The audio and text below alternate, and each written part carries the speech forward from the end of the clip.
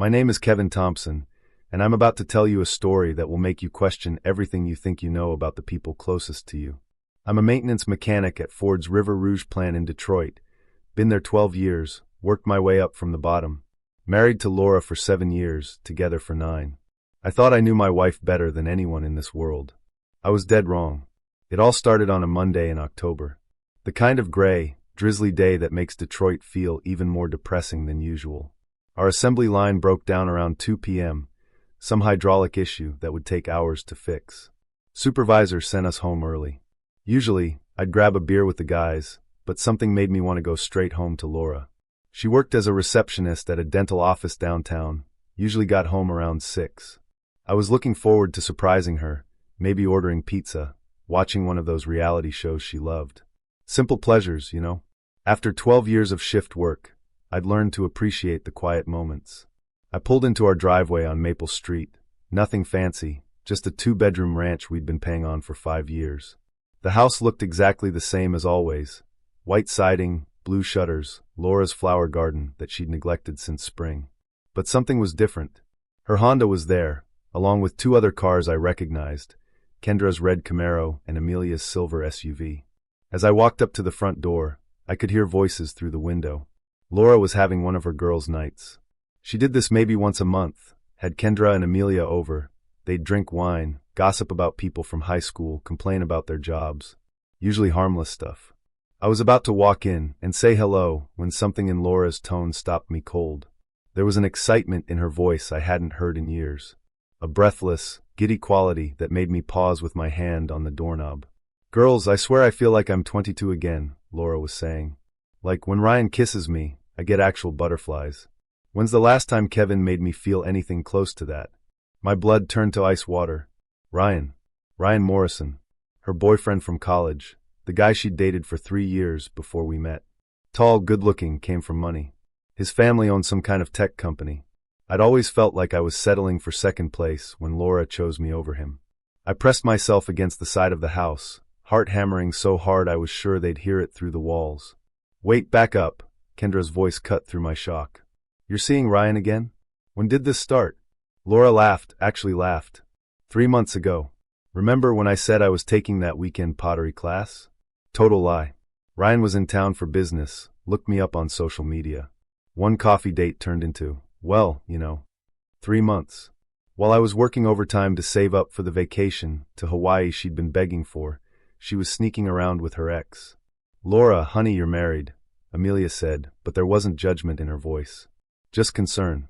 Barely, Laura scoffed. "Kevin and I are more like roommates than husband and wife. He comes home, eats dinner, watches TV, goes to bed. Same routine every single day. No passion, no excitement, no future beyond this stupid little house in this dying city." Each word hit me like a physical blow. Stupid little house. This was our home. We'd picked out every piece of furniture together, painted every room, planted that garden she never tended anymore. "But what's the endgame here?" Kendra pressed. "I mean, you can't keep sneaking around forever." There was a pause, and then Laura's voice got lower, more serious. "Ryan wants me to leave Kevin.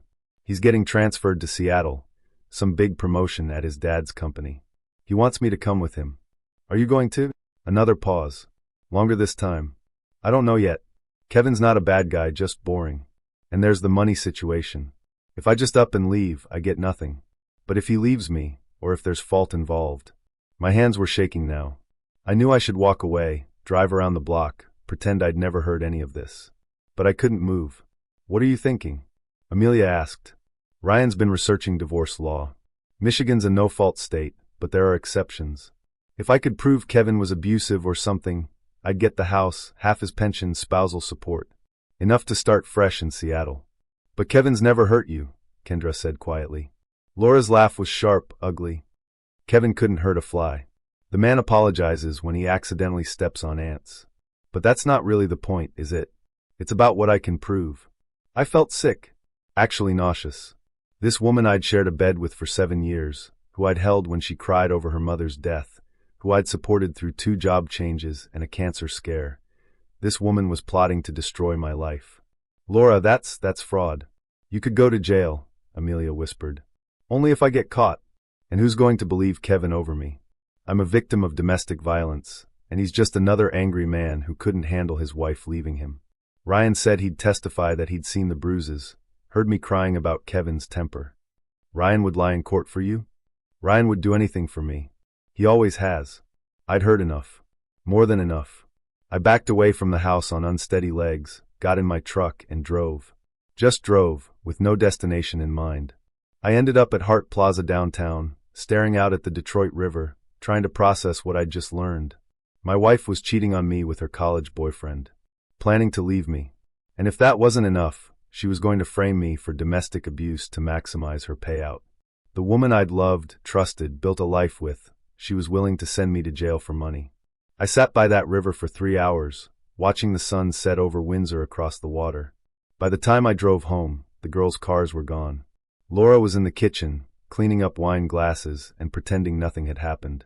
"Hey honey," she said, giving me the same smile she'd given me 1,000 times before. "You're home late. How was work?" I stared at her, searching her face for some sign of guilt, remorse, anything. But she looked exactly the same. Pretty, familiar, comfortable. The woman I'd thought I'd grow old with. "Work was fine," I managed. "Just stopped for a drink with the guys." "That's nice. I had the girls over earlier, just for a quick catch-up. We should do something fun this weekend. Maybe drive up to Frankenmuth, see the fall colors?" The casual way she lied was almost impressive, like she'd been practicing. That night, lying in bed next to her, I stared at the ceiling and tried to figure out what to do. Confront her directly? She'd just deny it, get better at hiding things. Hire a private investigator? With what money? My salary barely covered our bills as it was. No, I needed to be smart about this. Strategic. If Laura wanted to play games, I'd play games. The next morning, I stopped at Best Buy on my way to work and bought a small digital recorder. Nothing fancy, just a basic model that could hold about 8 hours of audio. I also picked up a book on Michigan divorce law and spent my lunch break reading it in my truck. What I learned wasn't encouraging. Laura was right. Michigan was a no-fault state, meaning adultery alone wouldn't affect property division. But domestic violence was different. If she could convince a judge I'd been abusive, she could get everything. For the next 2 weeks, I carried that recorder everywhere. In my pocket at home, clipped to my belt at work, even next to the bed while we slept. I was looking for any mention of Ryan, any discussion of their plans, anything that might help me. But Laura was careful. Too careful. Around me, she was the perfect wife, cooking my favorite meals, asking about my day, even initiating intimacy more often than she had in months. If I hadn't overheard that conversation, I never would have suspected anything. The break came on a Thursday night in November. I'd been working late, genuine overtime this time, not the fake kind Laura had been pulling. When I got home around 9 p.m., her car wasn't in the driveway. Strange, but not unprecedented. Maybe she was grocery shopping, or out with friends. I settled in to watch TV and wait for her. She came home around 11, flushed and slightly disheveled. Her explanation came quick, too quick. "Sorry, honey, Amelia had a crisis at work. Her boss is being a total creep, and she needed someone to talk to. We ended up at that new wine bar downtown. Lost track of time. But her breath didn't smell like wine. It smelled like cologne. An expensive cologne I'd never worn in my life." "That's nice of you to help her out," I said, hitting record on the device in my pocket. "Oh, you know me. I can't stand to see a friend suffering." She kicked off her heels and flopped down next to me on the couch. "Amelia thinks she might need to find a new job. The economy's so bad right now, though. Hard to start over when you're 35. "Yeah," I agreed. "Starting over is tough at any age." Laura glanced at me sharply. "What's that supposed to mean?" "Nothing. Just agreeing with you." But something had shifted in the air between us. For the first time in weeks, Laura looked at me, really looked at me, like she was trying to read my thoughts. "Kevin, is everything okay? You've seemed distant lately." "Just tired. Work's been crazy." "You'd tell me if something was wrong, wouldn't you? I mean, we're partners. We don't keep secrets from each other." The hypocrisy was breathtaking. But I just nodded and said, "Of course." That weekend, Laura announced she was going to visit her sister in Grand Rapids. Rachel lived 2 hours away and had 3 young kids. Visits there were usually full-day affairs. "I should be back by 8 or 9, Laura said, kissing my cheek as she left Saturday morning. "Rachel's having some marriage problems. Girl talk, you know." I knew Rachel's marriage was fine. Laura had complained just last month about how sickeningly happy Rachel and her husband were. An hour after Laura left, I drove to the Marriott downtown. Ryan's company always put him up there when he was in town. Laura had mentioned it during that overheard conversation. I parked across the street and waited. Sure enough, around noon, I saw Laura's Honda pull into the hotel parking garage. She emerged 10 minutes later, walking hand in hand with a tall man in an expensive suit. Ryan Morrison, looking exactly like he had in college, just older and richer. They spent the afternoon at the Detroit Institute of Arts, then had dinner at a restaurant that cost more than I made in a day. I followed them back to the hotel around 8 p.m. and watched Laura's car leave an hour later. She got home at 9:30, full of stories about Rachel's kids and the problems with Rachel's husband that didn't exist. "How was your day, honey?" she asked, settling in next to me with a cup of tea. "Quiet. Fixed the leaky faucet in the bathroom, watched some football. Nothing exciting." "That's nice. Sometimes quiet days are the best days." I had the recorder running, but she wasn't giving me anything useful. I needed her to talk about Ryan, about their plans, about the lies she was planning to tell. The opportunity came 2 weeks later, the day after Thanksgiving. Laura had been distracted all through dinner with my parents, checking her phone constantly. That night, she was pacing around the house like a caged animal. "Everything okay?" I asked, finger on the record button. "Fine. Just thinking about stuff." "What kind of stuff?" She stopped pacing and looked at me. Really looked at me, the way she used to when we first met. For a moment, I thought she might confess everything. "Kevin, are you happy? I mean, really happy? With us, with this life?" It was a loaded question. I could feel the weight of it. "I thought I was," I said carefully. "Are you?" She was quiet for a long time. "I don't know anymore. Sometimes I feel like I'm sleepwalking through my own life. Like I'm going through the motions, but not actually living." "What would make you feel more alive?" "I don't know. Change maybe? Adventure? The feeling that there's still more out there for me than just this." She gestured around our living room. At the couch we'd bought together, the TV we'd saved up for, the wedding photos on the mantle. "This isn't enough for you?" "I don't know," she said again. "Is it enough for you?" I thought about the question seriously. Was this life enough? The routine, the predictability, the slow accumulation of small comforts and minor achievements?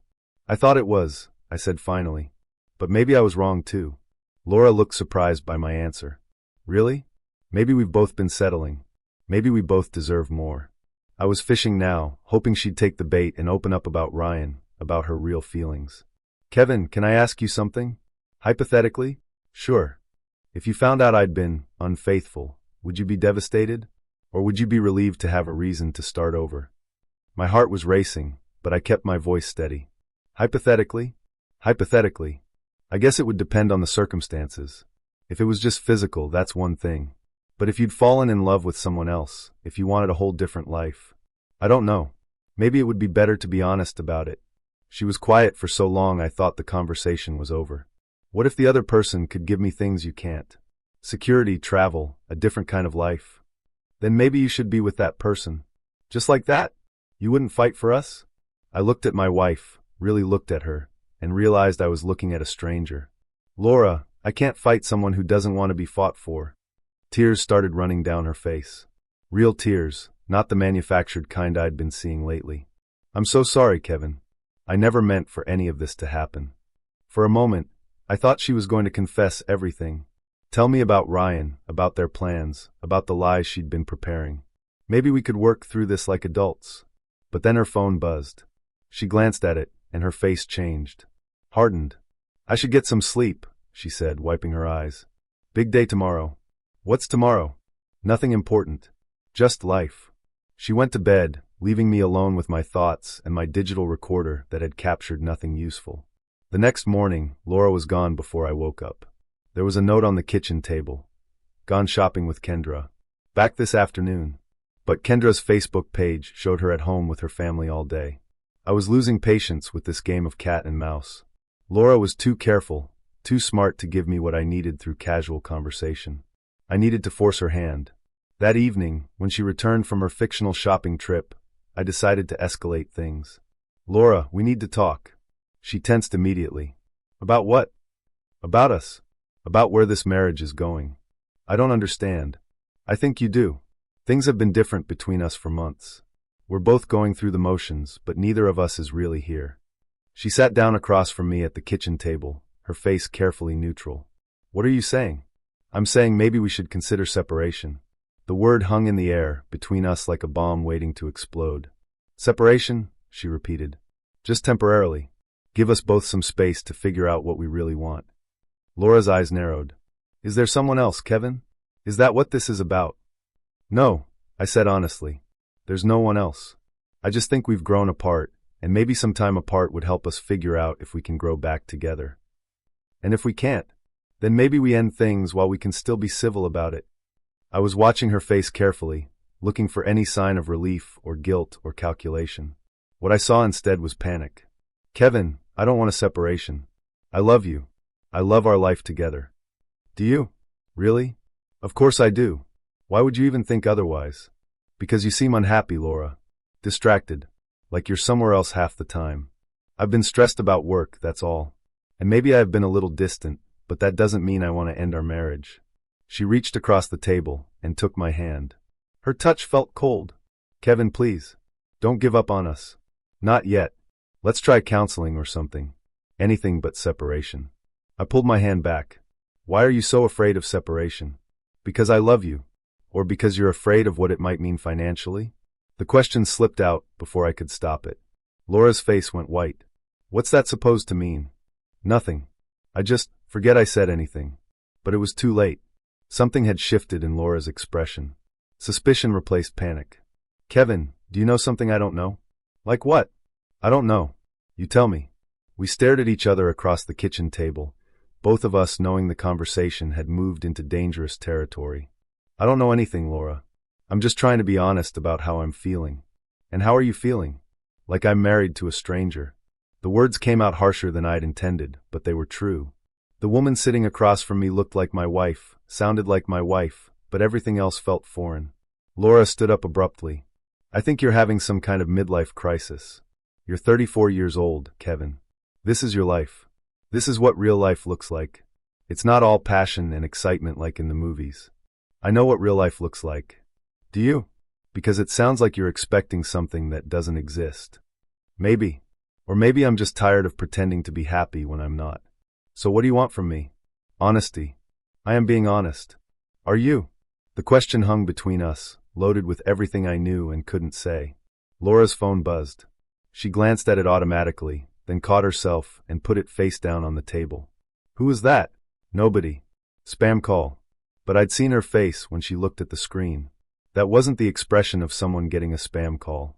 Laura, if there's something you need to tell me, now would be the time. There's nothing to tell. Her voice was steady, but her hands were shaking slightly.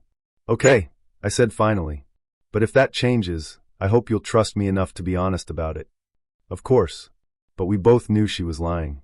That night, I lay awake listening to Laura toss and turn beside me.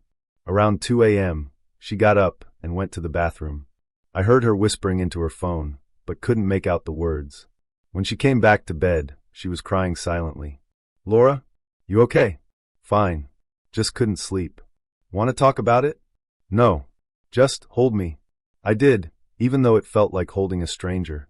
She fell asleep in my arms, but I stayed awake until dawn, wondering who she'd been talking to and what had made her cry. The next few days passed in a strange, sort of suspended animation. Laura was extra attentive, cooking elaborate meals, suggesting activities we hadn't done in years, even initiating physical intimacy. But there was a desperate quality to her attention that made me more suspicious, not less. On Friday night, she announced she was going out with the girls again. Just dinner and maybe a movie, she said, getting dressed in clothes I'd never seen before. Kendra's going through some stuff with her boyfriend. Have fun, I said, hitting record on my device. She kissed me goodbye. A real kiss, not the perfunctory pecks we'd been exchanging lately. Kevin? I love you. You know that, right? I love you too. And weirdly, I meant it. Despite everything, despite the lies and the betrayal I knew was coming, some part of me still loved the woman I'd married. Or maybe I loved the memory of who she used to be. Laura didn't come home until after midnight. This time, she was drunk, really drunk, not the controlled tipsy she usually was after girls' nights. Hey baby, she slurred, stumbling into the bedroom where I was pretending to sleep. I listened to her crash around the bathroom, knocking things over, muttering to herself. When she finally made it to bed, she was crying again. Laura? Everything okay? No, she whispered. Nothing's okay. What happened? I can't do this anymore, Kevin. I can't keep lying to you. My heart started racing. This was it. She was going to confess. What are you talking about? I've been such a terrible person. Laura, whatever it is, we can work through it. No, we can't. You don't understand. I've done something unforgivable. I sat up and turned on the bedside lamp. Laura was lying on her back, staring at the ceiling, tears streaming down her face. Tell me. She was quiet for so long I thought she'd passed out. Then, in a voice barely above a whisper, she said, I'm seeing someone else. Who? Ryan. Ryan Morrison. From college. Even though I'd known, hearing her say it out loud still felt like a punch to the gut. How long? 3 months. And you love him? She nodded, still staring at the ceiling. Do you love me? I don't know anymore. I thought I did, but when I'm with him, I remember what it feels like to be excited about life. To feel like the future holds something amazing. I was quiet, processing this. Part of me was relieved that she was finally being honest. But another part was calculating, remembering what I'd overheard about her plans to frame me for abuse. What do you want to do about it? I don't know. Ryan wants me to leave you, start over with him in Seattle. But I can't just walk away from 7 years of marriage. From you. Why not? Because you're a good man, Kevin. You don't deserve this. But you're going to do it anyway? I don't know what I'm going to do. I looked at my wife, drunk, crying, finally telling the truth, and made a decision that would change everything. Laura, there's something I need to tell you too. She turned to look at me. What? I know about Ryan. I've known for weeks. Her face went completely white. What? I overheard you talking to Kendra and Amelia. About the affair, about your plans to leave me. She sat up, suddenly looking much less drunk. Kevin, I can explain. About framing me for domestic abuse to get a better divorce settlement? The color drained completely from her face. That wasn't, we were just talking. It wasn't a real plan. Wasn't it? No. I would never actually do something like that. But you discussed it. With Ryan. He offered to testify that he'd seen bruises, heard me threatening you. Laura was shaking now. How do you know all this? Because I've been listening, recording our conversations, waiting for you to tell me the truth instead of planning to destroy my life. You've been recording me? For weeks. She jumped out of bed like it was on fire. That's illegal. Actually, it's not. Michigan's a one-party consent state.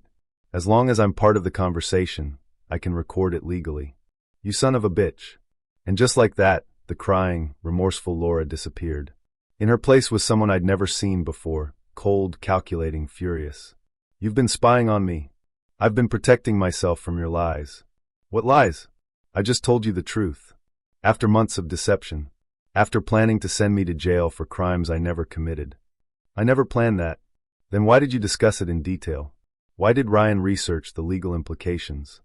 Laura started pacing around the bedroom like a trapped animal. Okay, fine. Maybe we talked about it.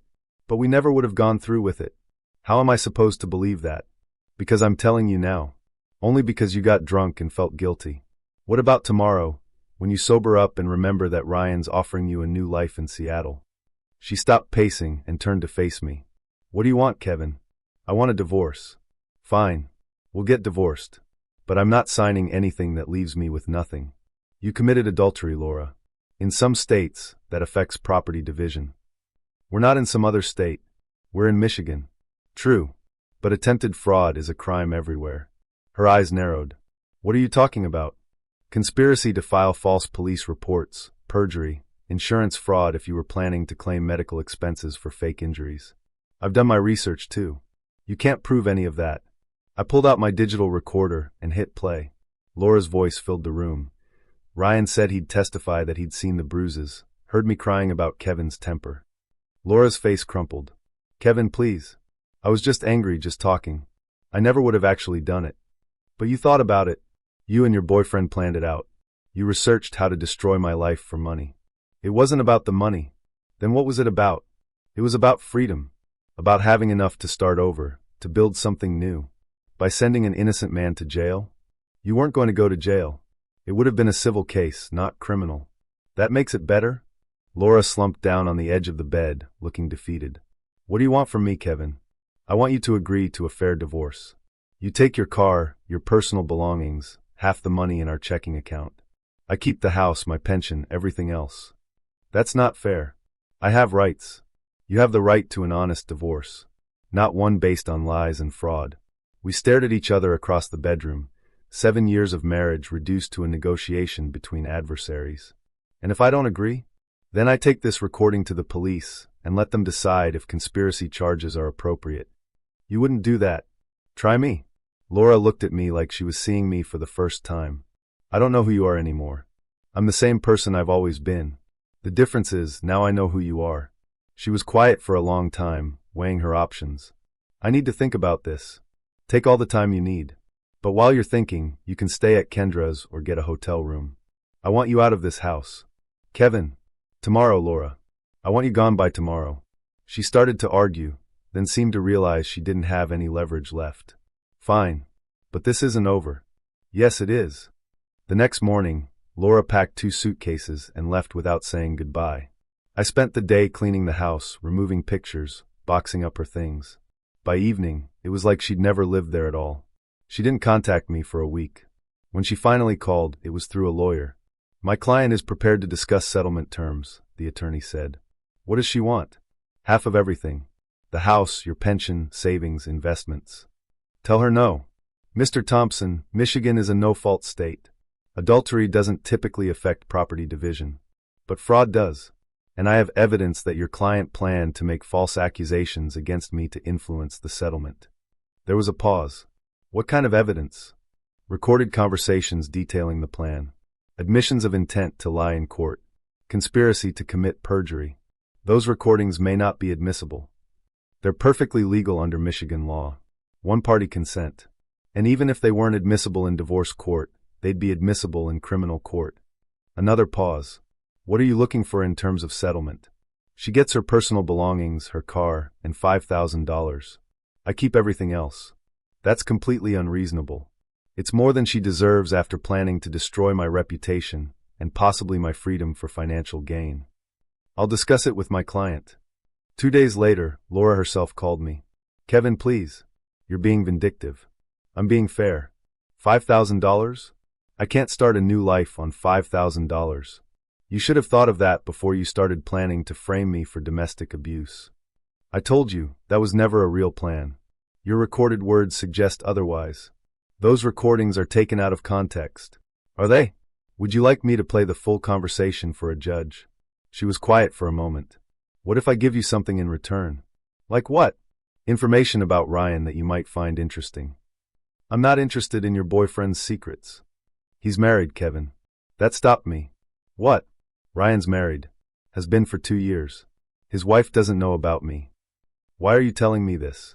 Because maybe his wife deserves to know what kind of man she married.